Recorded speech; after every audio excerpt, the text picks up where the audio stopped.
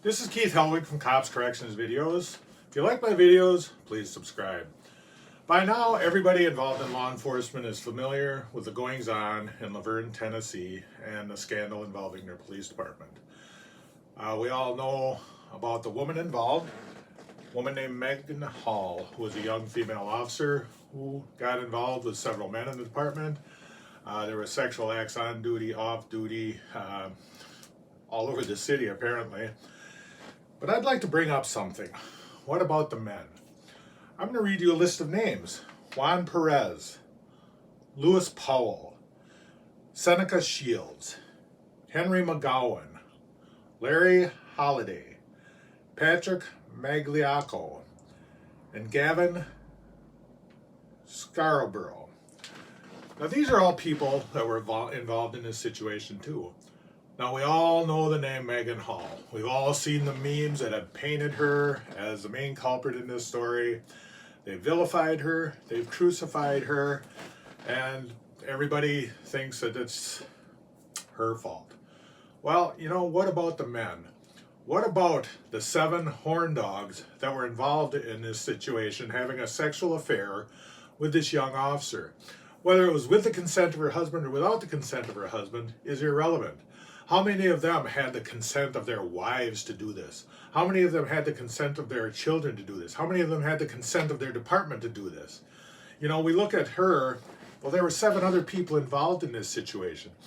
And whether you want to realize it or not, they are just as culpable for what went on in that situation as she is. They're the ones who made the decision to have sex with her. They didn't think about their families when that was happening. They didn't think about their kids when that was happening. They didn't think about their responsibility to the members of the public while that was happening. These 7 men who were involved in the situation that I named are just as responsible and culpable as Megan Hall. Yet, that's the only name we ever hear associated with this whole scandal is Megan Hall. It's a sordid affair. It's a terrible thing that happened. It's a blight on law enforcement throughout the country whenever something like this does happen. But once again, we concentrate our focus on the female involved in it. You know, everybody can say, well, you know, if it wasn't for her, it wouldn't have happened. Well, you know what? If it wasn't for a bunch of immoral, selfish men who had no consideration for their families, it wouldn't have happened either. You know, you can say, well, she tempted them, she did this, she did that. You know, I'm calling BS on that. They all had families, they all knew the consequences of their actions, they all knew that they were doing something wrong. Yet you don't see them anywhere in the press. You don't see them being crucified and vilified. Do I think they share as much responsibility as the female involved? I definitely do. You know, I really get tired of seeing the memes and all the cartoons and everything else that are focused solely on the women. Maybe it's time we started focusing on some of the men. Now, I'm not a rabid feminist. I'm a father, I'm a husband, I have granddaughters, I have daughters. So yeah, I consider it from the female perspective, not being a female, but considering it from the female perspective, that there are men who are just as responsible for what went on as the women. Now, maybe she made herself available. So what? She made herself available. So what? As a male, as an individual, as a man, I have a responsibility to my wife and my family to not fall victim. Now, I'm not saying the men are victims. They went into this willingly. They knew what they were doing, and they deserve every bit of credit for what they did wrong, just as much as this female officer deserves credit for what she did wrong. You know, when I look at this whole situation, it's tragic all the way around. Do you think these officers were thinking about their families? Do you think they were thinking of the harm it would do their families? The harm it would do their wives, their children, mothers, fathers? You know, when a marriage breaks up over something like this, especially when it's so public, it's not just the individual that suffers, it's everybody associated with that individual. In this event, it's the entire police department of Vergne, Tennessee that suffers because of this incident.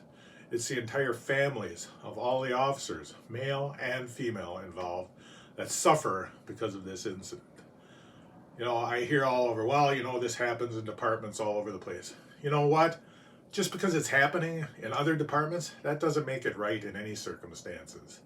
So when you read something about sexual misconduct with officers in a department, don't concentrate solely on the female aspect of it. Concentrate also on the men involved in it.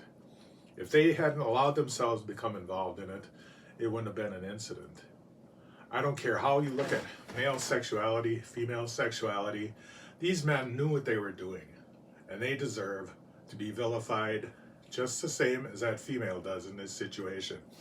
You know, as a Christian, I always think, let he who is without sin cast the first stone. How many of you can cast the first stone against either the woman or the men in this situation?